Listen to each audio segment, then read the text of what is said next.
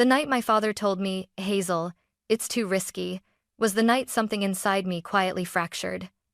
I remember standing in his living room, holding my entire future in a neatly printed binder, projections, prototypes, early clients, yet none of it mattered. He didn't read a single line. He didn't even pretend to consider it. All I needed was $50,000 to launch the startup I had spent years building in the shadows of everyone else's dreams. But he shut it down with one sentence. Spoken so casually, it felt like he was brushing lint off his shirt. I walked away, trying to convince myself I shouldn't feel hurt until 2 months later, when the truth sliced deeper than any rejection ever could. The same man who called my idea too risky just wired $970,000 to my younger sister for her big dream, for her luxury life, for everything I was never allowed to reach for. I used to think favoritism was something subtle, small things, passing moments, little differences people imagined or exaggerated. But in my house, favoritism wasn't subtle. It was a lamp pointed straight into my eyes, blinding in its brightness, burning through every year of my childhood. My younger sister, Aubrey, was the sun, and I was whatever orb gets ignored in the background of solar systems. I remember being 12, clutching a flyer for a summer science camp. I walked to my dad, heart shaking. "Dad, do you think I could go? They teach robotics. Look at the syllabus." He skimmed it for 2 seconds. "Hazel, that's $900. Completely unnecessary. You can learn all that online." I nodded, pretending it didn't sting. 3 weeks later, Aubrey got accepted into a $15,000 visual arts workshop in New York. I overheard it happen. Mom, bursting into the kitchen. "Oh my God, Daniel, our girl got in. We have to send her, it's once in a lifetime." Dad laughed, chest puffed with pride. "Of course we'll send her. She needs opportunities." Funny. I needed opportunities too. Just not enough, I guess. Throughout high school, the pattern stayed the same. No, it grew.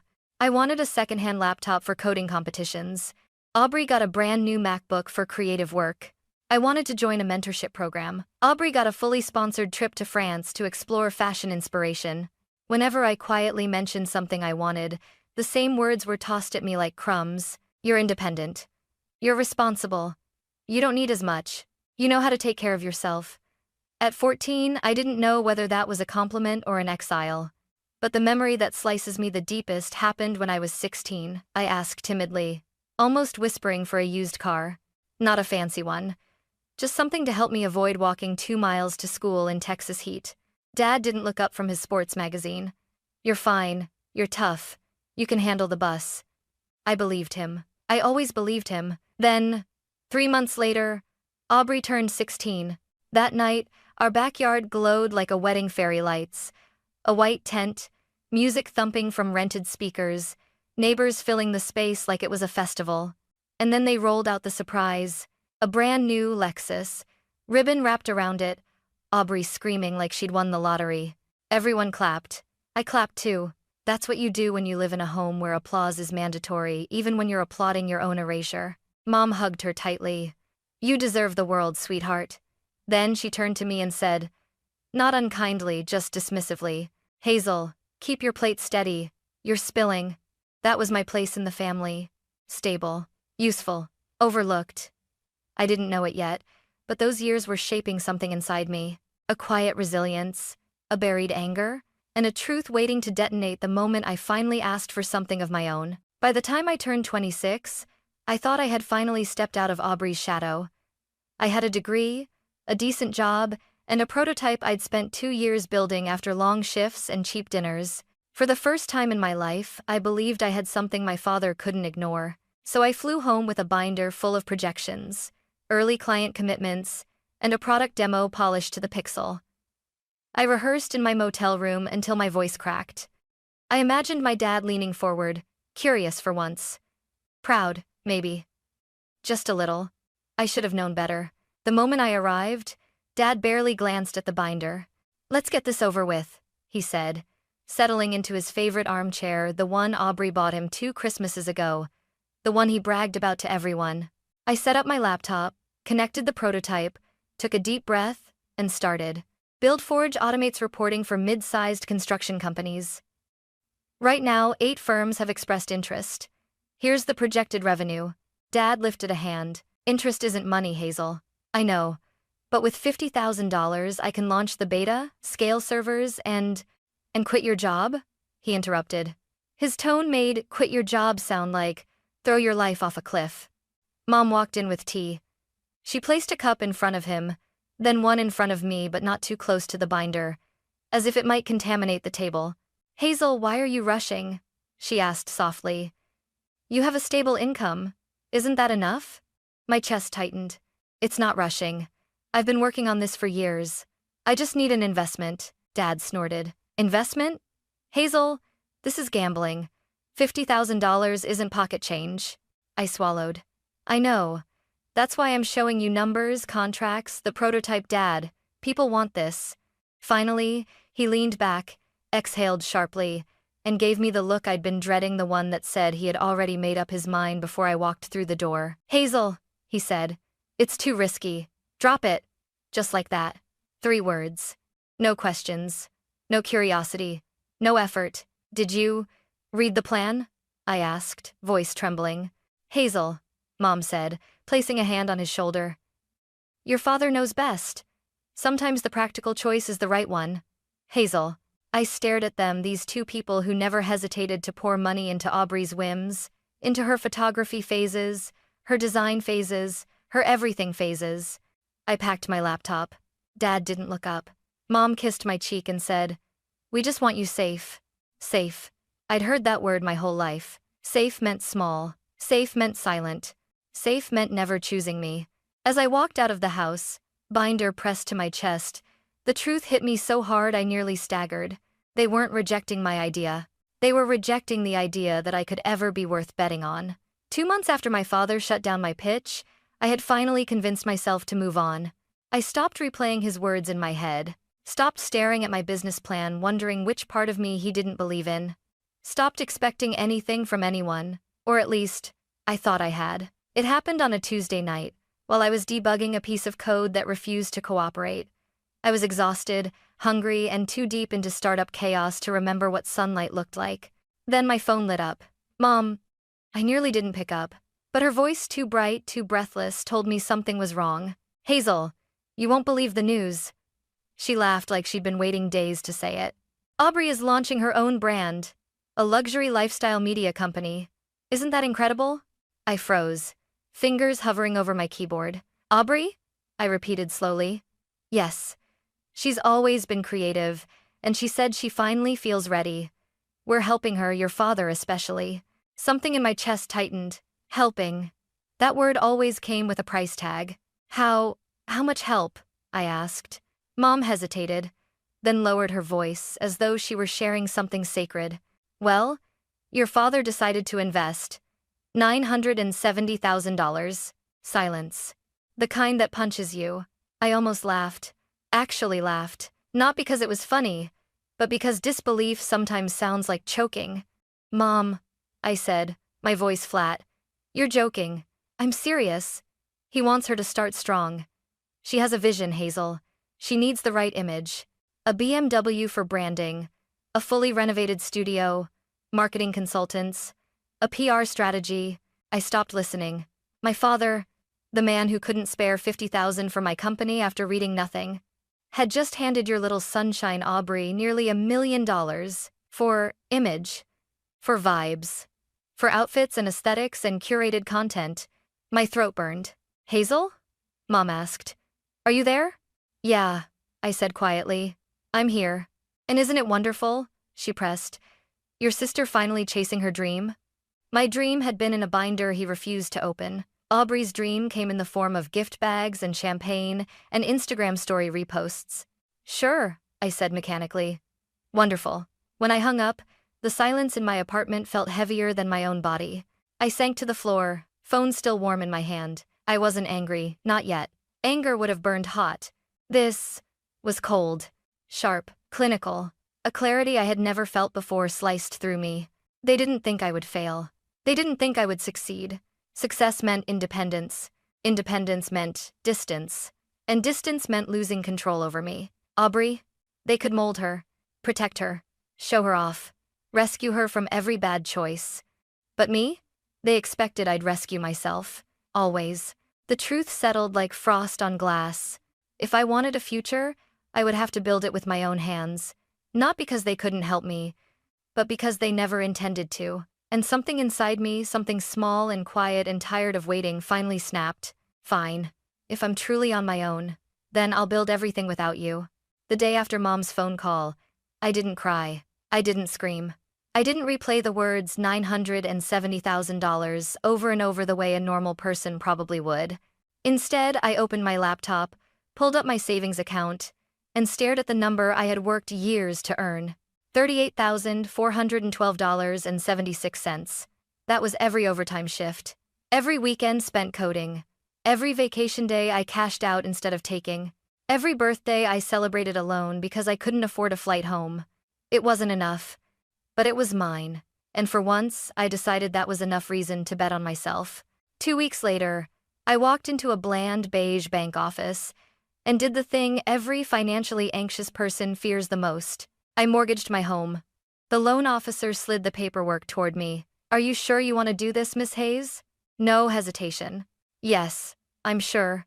Fear throbbed under my skin, but it felt different this time, cleaner, sharper, mine to control. Not like the kind my father used to instill in me. With the mortgage money secured, I rented a tiny office in an industrial building that looked like it had survived the apocalypse and wasn't sure it wanted to survive another year. The walls were stained. The window rattled when the wind blew. The heater sounded like it was begging for retirement. But to me, it was the birthplace of something real. I put up 2 job listings, cheap ones, the kind you post when you can't promise long-term stability. 2 people responded.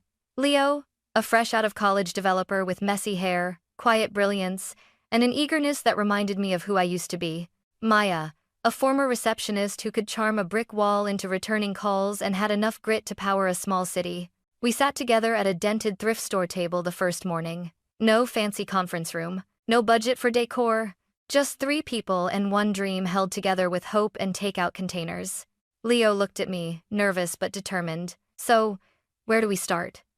I exhaled, feeling something warm spread through my chest. Trust. Something my family never offered me. "We start," I said, "by proving everyone who doubted us wrong." And we did. We built for 18 hours a day. We fueled ourselves with instant noodles, dollar pizza, and pure adrenaline. We broke things, fixed them, broke them again, argued, laughed, cried, mostly me, at 3 a.m., silently in the bathroom so I wouldn't look weak. But every day we pushed forward. And though we didn't realize it at the time, we were walking straight toward the storm that would nearly destroy us. The storm that would define everything that came next. Because building something alone is brave, but fighting to keep it alive? That's where the real war begins. The next 3 months nearly crushed us. Every day felt like we were climbing a cliff made of glass, bleeding with every step but still clawing upward. One moment the app worked. The next, it exploded into 50 errors that made no logical sense. We patched bugs until dawn, pitched clients until our voices cracked, waited for emails that never came. At one point, we were down to $917 in the company account. I stared at that number for 10 minutes straight, feeling something inside me slowly unravel. Leo sat across from me, elbows on the table. "Hazel, we'll figure it out. We always do." Maya placed a cheap sandwich in front of me. "You need to eat," she insisted. "You can't lead if you pass out." I tried to smile, but it came out crooked. Leadership wasn't glamorous. It wasn't motivational speeches or confident boardrooms. It was crying in the bathroom at 3 a.m. because your app crashed for the 6th time in a day and you don't know if you have enough money for next month's rent. But quitting felt like letting my father win, letting every dismissive comment from childhood become prophecy. Then came the moment, the spark we desperately needed. It was a cold Thursday morning. I was staring blankly at my inbox when a new email popped up. "Interested in a 12-month pilot for your automation platform. Denver Ridge Construction." I reread the subject line 5 times. A 12-month pilot. Our first real contract. Real revenue. A chance to breathe. My voice shook as I called out, "Leo, Maya, come here. Now." They rushed over, thinking something was wrong. I turned the laptop so they could read the screen themselves. Maya gasped, covering her mouth. "No way. No freaking way." Leo blinked rapidly. "Are we hallucinating?" I laughed, an actual laugh this time, broken and breathless. No, we did it. We actually did it. There were no champagne bottles, no fancy dinner. Just the three of us sitting on the dusty office floor, eating dollar store pizza and crying like idiots. For the first time in months, the world felt less heavy, less impossible. But even as joy filled the room, part of me sensed something shifting in the distance, a tremor in a fault line I thought I had already escaped. Because while Buildforge was taking its first real breath, Aubrey's luxury empire was beginning to suffocate, and the fallout would come crashing straight toward me. 3 weeks after we signed our first contract, Buildforge finally felt stable. Not successful, not booming, but alive. Alive was enough. Then, one evening, as I wrapped up a meeting about the Denver rollout, my phone buzzed nonstop. 5 calls, 7 messages, all from Mom and Dad. My stomach tightened. Parents don't call you that many times unless someone's dead or something else is. I answered on the 8th ring. Hazel? Mom's voice was thin, shaky, nothing like the cheerful tone she used when bragging about Aubrey. We need to talk. My pulse quickened. What happened? There was a rustling sound. Then Dad's voice cut in low, strained, and oddly furious. They're taking the house. I blinked. What? The bank, Dad snapped.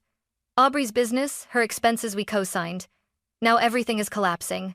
I sank into my office chair. They co-signed. Of course they did. Anything for the golden child.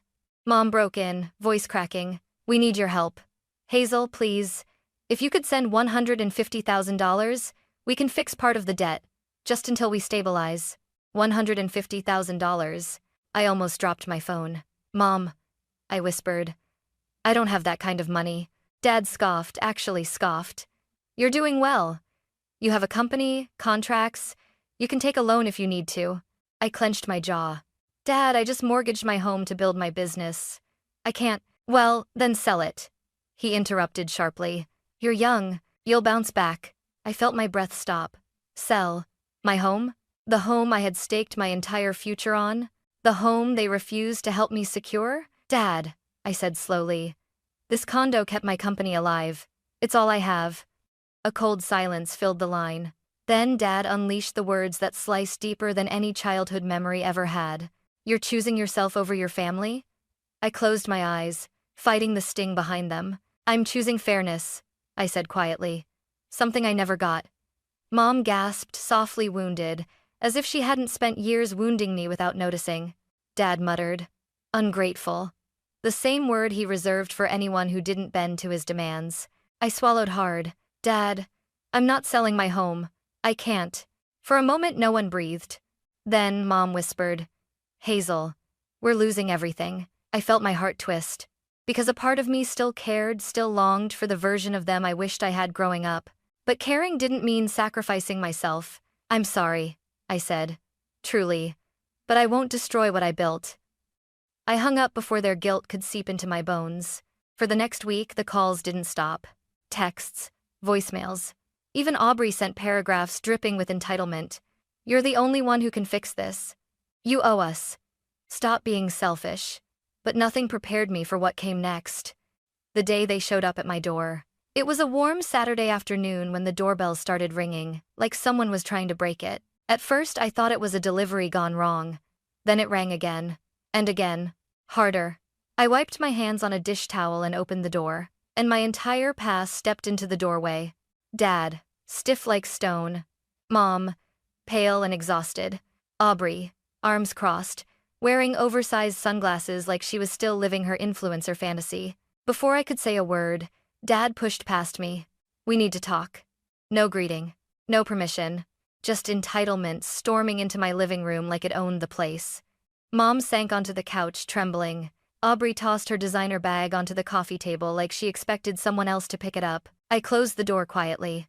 My heartbeat wasn't quiet at all. I stood across from them, leaning against the wall, arms folded, distance as a shield. Dad began. You know what's happening. We're in debt. Deep. The bank is moving fast. I said nothing. He leaned forward. You're in a position to save us. There it was. Not even disguised. Hazel, Mom pleaded. You're successful. We're drowning. Please, help. Aubrey rolled her eyes dramatically. This wouldn't be such a big deal if you weren't being so dramatic. You make good money. Just sell this place. I laughed quiet, sharp, humorless. Sell my home? Dad nodded once. Yes. Use the money to pay off what we owe. It's the least you can do for this family. Least I can do? I repeated. My voice shook, not from fear, but from pressure finally bursting. Aubrey snapped. Oh my God, Hazel. Stop acting like you've had it so hard. You're fine. You always land on your feet. I stared at her. Aubrey, you burned through nearly $1 million. She lifted her chin. I needed a brand image. No, I said. You needed accountability. Dad slammed his fist on the coffee table. Enough. We believed in her dream. We supported her. That's what families do. A bitter smile tugged at my lips. And when did you ever support mine? Silence. Heavy. Accusing. I stepped forward, voice steady but trembling with years of swallowed pain. When I was 12, I begged to go to a robotics camp. You said it was too expensive. 3 weeks later, you sent Aubrey to a $15,000 art program. Aubrey huffed. That's irrelevant. Mom whispered. Hazel, that was years ago. I cut her off. When I got into a mentorship program, you told me I didn't need it. But Aubrey wanted inspiration in France, and suddenly you found the money. Dad's jaw tightened. That was different. Explain the difference, I demanded. He opened his mouth. Nothing came out. I kept going. I had held this in for too long. When I asked for $50,000 after years of work, after proving clients were waiting, after building a prototype, you told me it was too risky. Did you even read a single page of my plan? One? Any? Mom wiped her tears. We were just trying to protect you. Protect me? I laughed. From what success? Aubrey muttered. You're being selfish. I turned to her. No. I've spent a lifetime being the backup plan. The dependable one. The one who's fine without help. You were always the emergency. The damsel. The golden investment. Dad's voice broke, cracked under years of stubborn pride. Hazel, we're losing everything. Please.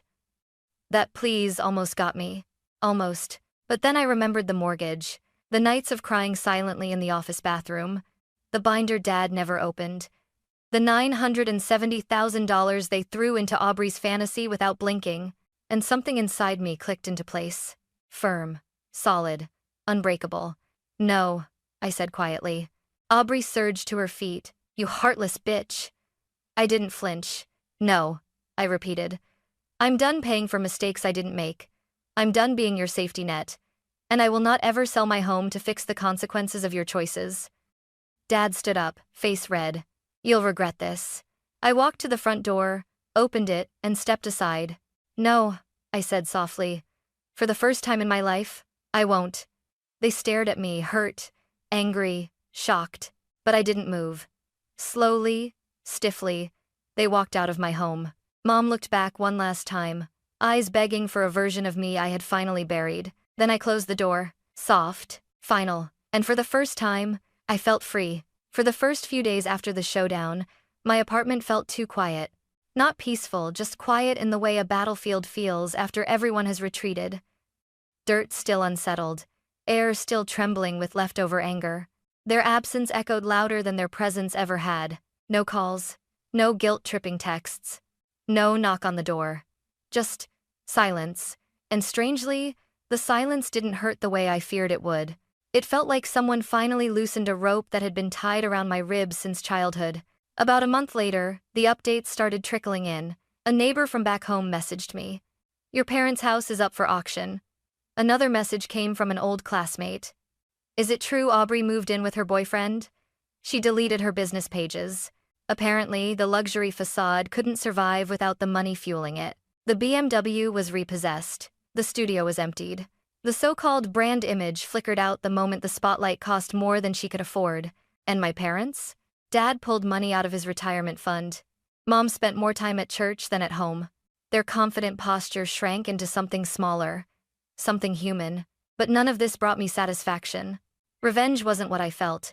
Not even anger anymore, just distance. A clean, necessary distance.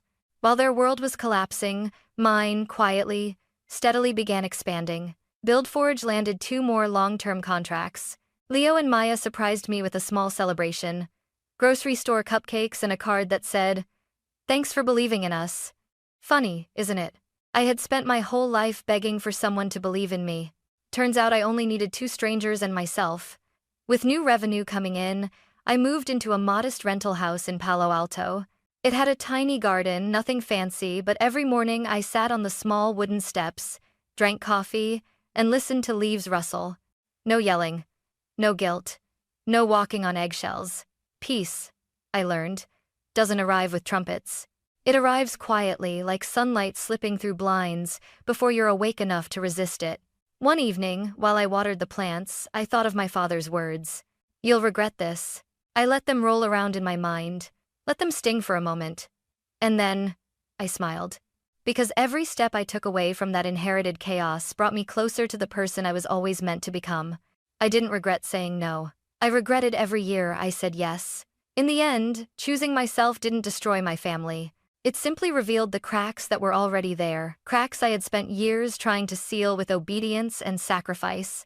Now, I no longer carry what was never mine.